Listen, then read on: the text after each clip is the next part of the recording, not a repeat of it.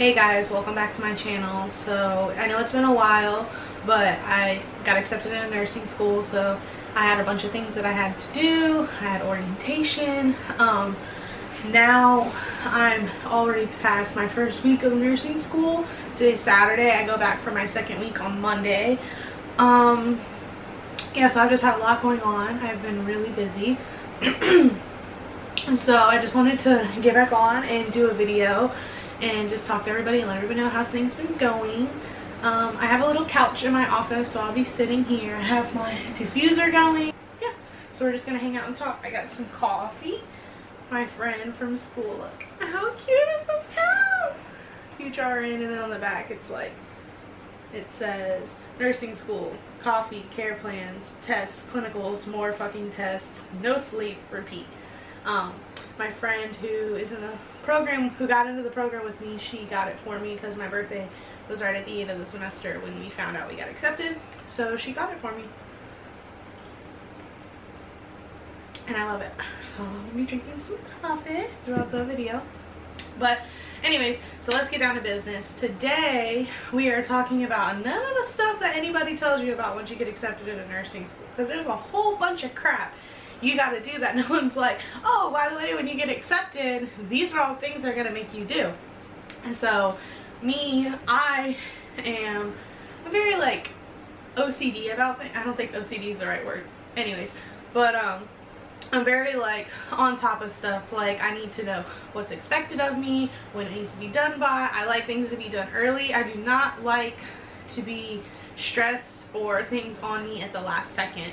So all of my stuff that I had to do to get into the program once I was accepted, I had done probably before anybody else in the class who got accepted. Probably because I started doing it before I even knew I got accepted, because I was pretty confident that I would be accepted. So we're just gonna go over the few things that, you know, they make you do once you're accepted. They're like, okay, you're accepted, you're getting into the program, now you have to go do all this stuff to be ready to start. So I got my little, it's pretty thick, my little like nursing file that has all my nursing stuff in it. I have my iPad just in case I need to look something up online. If anybody's been watching my videos, they know that I recently just got my iPad and I've been converting to being a paperless student, and there's been a bit of a learning curve, but I can honestly say that so far I love it. But anyways, I have that just in case I need to look something up. But we're going to talk about like what you have to do once you get accepted into the program. So I did a video before on how to get accepted into nursing school, so we already did that, but I'm just going to go over it really quick on the classes that I had to take prior to applying to my program. This is like a little degree works. I don't know if other schools have this form, but pretty much you can plug in whatever like degree. Like you can go to what if and you can pick like nursing, marine propulsion, general studies degree, psychology, whatever you want to do. You can click on that and it'll tell you like what classes you should take for that degree. So anyways, so before I even applied to the program, I completed anatomy 1 with a lab and anatomy 2 with a lab. I completed chemistry for health sciences. I completed human growth and development. I completed English 1. I completed college algebra, microbiology with a lab. I really liked that class. General psychology and introduction to philosophy. And that's not including the classes I had to take to get into these classes. Someone's calling me, but we're gonna ignore that. We'll just ignore that for right now. Anyways, so yeah, those are the classes that I had to take to apply to the program, not counting the classes that I had to take to get into these classes. Alright, so that's first things first. Then you apply, you put in your application, you write your essay, and then, I think it was a month and a half went by. You get this email, yay, congratulations, you've been accepted, blah, blah, blah. Okay, well the fun is only, like, it's quick. They're like, alright, you got accepted, congratulations, and then bam, down to business. They want you to do a ton of stuff. So luckily me, jeez, they're blowing me up. Anyways, luckily for me, over the summer, I completed my CPR certification because I knew that that would probably take a little bit of time. Living in the Florida Keys, you don't have very many resources. So like there's only one place that you can do your skills check off for your CPR certification. So over summer I did my CPR certification, got my CPR card, so I didn't have to worry about that. And I started getting my vaccinations. So I started doing all this stuff way before I got into the program because I knew that if I got accepted, I was going to have a ton of stuff to do. So anyways, so after getting accepted, number one, get your CPR certification. You want it to be as close to the program as you can. Like, I think my CPR certification will expire, like, I don't know, maybe a semester before I graduate, but that's fine because I'll get it while I'm still in the program, and then I'll be able to graduate and get a job with my CPR certification. So anyways, get that done. Okay, this is a packet of stuff that they make you do. So,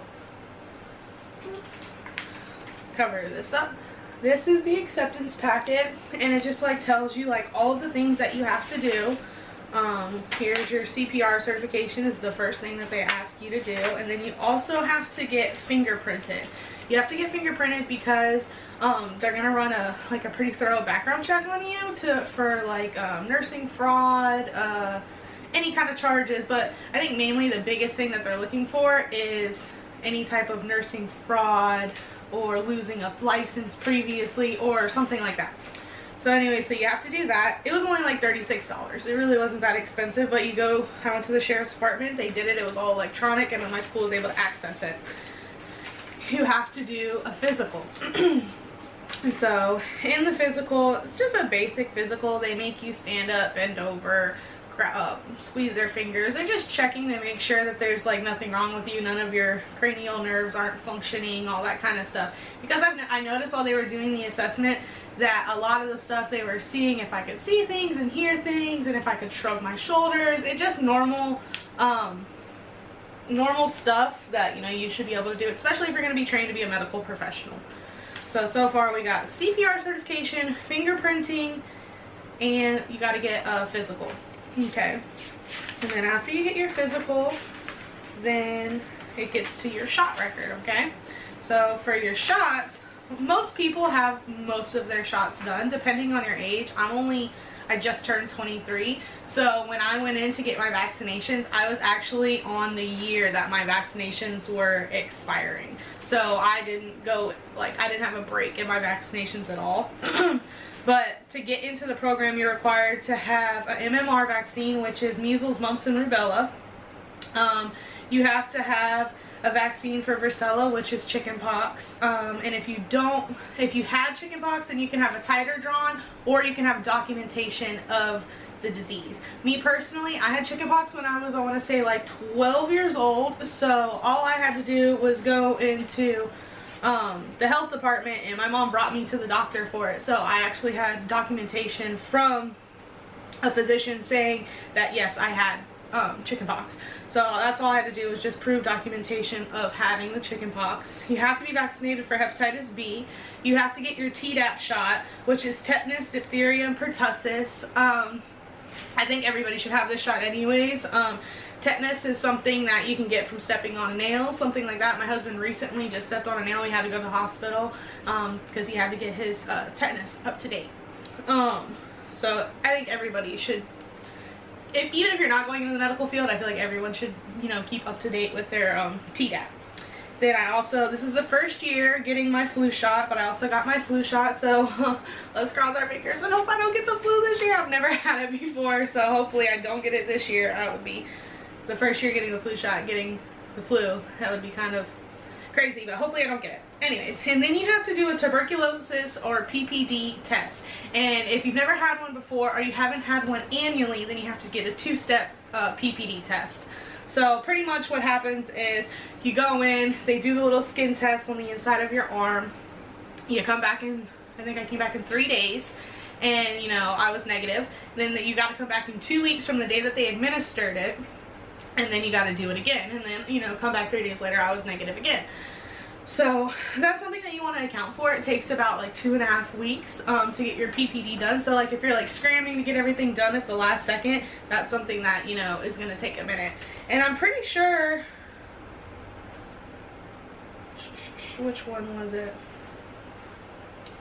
I also got my meningitis. It was called like a meningococcal. I got that vaccine too, and I had to get a 2-step of that, and I think it was like a month or 2 in between that also. So you gotta be careful, because some of these vaccines, they're gonna make you wait, you know, a month, month and a half, 2 months in between the vaccines.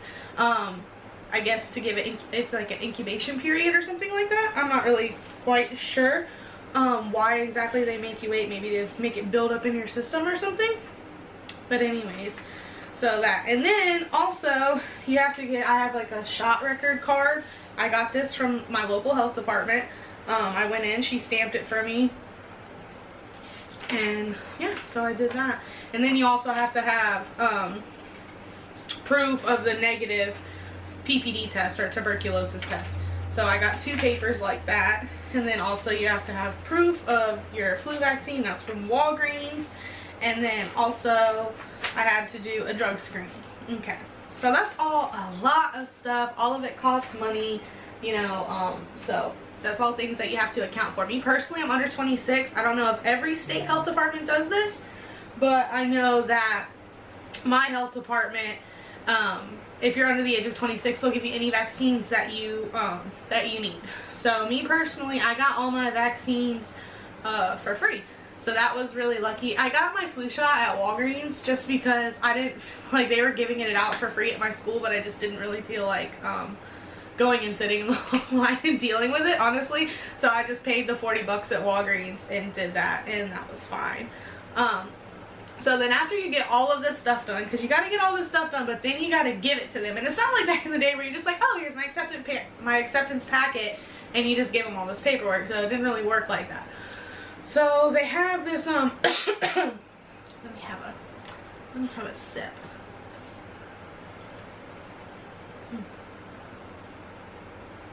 I love coffee. If you don't drink coffee and you're not in the program yet, I promise you will drink coffee once you're in the program. And if you don't drink coffee, you might drink tea, because I like tea also. It's not as heavy, and it still gives you like an energy boost.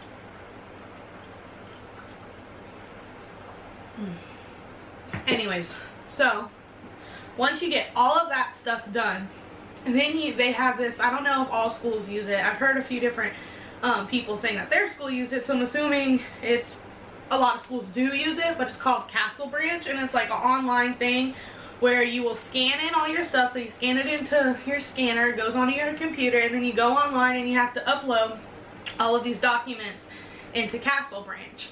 And then Castle Branch will review them and either accept or reject them. So like my flu shot got rejected 3 different times because I didn't have the proper documentation. So whatever you're putting into this Castle Branch, whatever you're uploading, you have to make sure that it has the lot number, the expiration date, that said that weird, expiration date, the manufacturer. Like those 3 things are critical, or else they will reject your stuff. So my stuff originally got rejected, and so I had to go into Walgreens and say, look, they're not, you know, my school's not accepting this. I need a lot number, an expiration date, a manufacturer number, and a manufacturing name. So the pharmacist printed out this paper for me that had all of this, and I submitted it, and they ended up accepting it. So it was a up and down task, you know, getting them to accept my influenza vaccine, but they did. So I got that done. So you have to scan all that stuff in there, make sure that they accept it. Once they accept it, then you're good. You don't have to worry about it anymore. But also Castle Branch, whenever you log into Castle Branch, you have to purchase your account. So when you purchase it, it was $133. I got my background check, and I got my drug test, and then the account to upload all my documents into. So they give you this paper, the school will give it to you, and take that to the facility where you're doing your drug screening, and the facility will bill Castle Branch. So you don't have to actually, you do pay for your drug test when you purchase your Castle Branch stuff, but you're not going to have to go to the doctor's office, urgent care, wherever they make you do it. You're not gonna have to pay once you go. Once you pay for your Castle Branch, that pretty much pays for all of your stuff. Except for my physical. I had to pay for my physical, but it was only like 50 bucks, so it really wasn't that bad. So yeah, and then once Castle Branch accepts all your stuff, then your school will call you and say, okay, orientation is this day, you need to be here and bring your acceptance packet. We're going to go over all your paperwork and make sure you have everything done, and also all of the forms. You have to sign a lot of forms, like release of information, so the school can share your information with the clinical sites. It's just like a bunch of release forms, like pretty much saying, I know what I'm signing up for, and I'm not gonna like do something crazy if you know you get my information. Like, I'm not gonna sue you. We're pretty much releasing your stuff, saying you guys can do whatever you want to do with my information. And so in orientation, they'll go through all your paperwork. They'll take those sheets that you signed, and then that's it. And then you're ready to start class. We also have to do our HIPAA certification. We haven't done that yet. That's also a requirement once getting into the before going to clinical, I should say. Not before starting class, but before starting clinical. So I think I have just my HIPAA. That's it. Because I did all my immunizations, I did my CPR card, I got my background check, did my drug test. The only thing I have left to do is my HIPAA certification. But it's like a thing that they go over in class. And then you do it in class with them, and then you'll take it home and scan it in the computer and upload it to Castle Branch, and then you'll be done with that. And that's pretty much all of the stuff, which is a lot of stuff. That's all the crazy stuff that they make you do once you get accepted, and they're like, okay, now go do this, and this before you can. It's really, they're all clinical requirements. That's not a requirement to go to class, but you have to have all of it done, I think by the drop date or something like that, or else I think they withdraw you from the course. So yeah, so that's all of the stuff that I had to do. I'm sure a lot of people don't know about all this stuff that they make you do, because a girl in my class, I can't remember her name, she comes up to me, she's like, oh my god, we have to do all these vaccines and this physical, and I didn't know I was gonna have to do all this. And I was like, yes girl, you need to get this done. So I sat down and went over all the paperwork and explained it with her. So now she's currently cramming to get all that done, because we start clinicals on a clinical site in 5 weeks. So she has only 5 weeks to get all of those immunizations done, which I said, some of them, they gotta be spaced out, you know, so hopefully she can get all that done, because if not, then, you know, then she'll have to miss a clinical, and then if she misses, you can only miss one clinical, and then they'll withdraw from the program, and it's just this big mess. So hopefully she gets it done, because it's pretty important. But anyways, I hope this video helped you guys. If you were curious on what they wanted you to do, or you didn't really know what vaccines you needed, or whatever, I just wanted to sit down and kind of tell you all the stuff that they made me do, that I was like, whoa, this is a lot of stuff. I wasn't expecting all of this. But anyways, so I just wanted to sit down and do this video. I have another video coming. I'm probably going to go film it today, honestly. I'll probably film a few videos so I can edit them and release them, because, you know, it's Saturday, I go back to class on Monday, and all of our ATI books, our lab bags, all of our stuff are supposed to be there Monday. So if we get all that stuff, then I'm going to be super busy. I've already read 6 chapters in my fundamentals textbook, and it's the end of week 1. So it's so much assignment, so much reading, way more than any class. Like, you know, when everyone said it's completely different, they weren't joking. It is just like they hit the ground running. Luckily, not luckily, but our books came late, so the first week was kind of chill, just getting to know each other. We did a lecture, but that was it. We really didn't do much because we didn't have all the material we needed. So yeah, so we have another video coming up that's going to be about orientation, how orientation went, and then I'm going to do another video on how my first week of nursing school went. So I hope you guys enjoyed it, and I will see you in the next video.